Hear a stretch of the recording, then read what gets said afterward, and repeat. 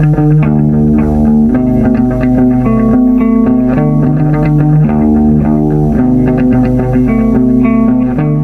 travaille aujourd'hui chez Tetramedia Studio, qui est une boîte de production audiovisuelle.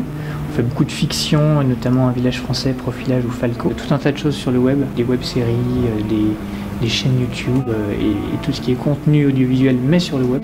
Et je m'occupe aussi de l'accompagnement de tous nos programmes télé pour leur donner soit une deuxième vie, soit pour les accompagner avec de l'actu et nourrir un peu ces univers.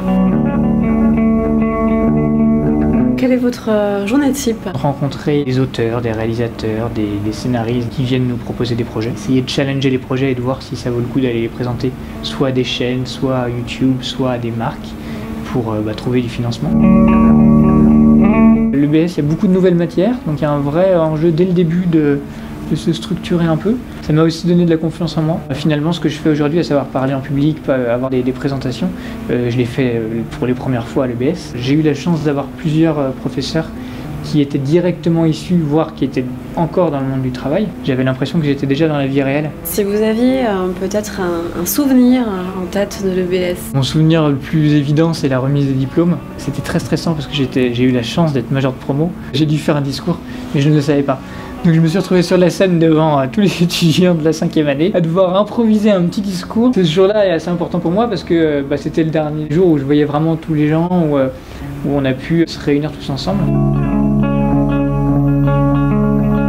Est-ce que vous gardez contact avec d'anciens camarades de l'EBS? Alors je suis marié à une, donc j'essaie de garder contact. J'ai une bonne bande d'amis.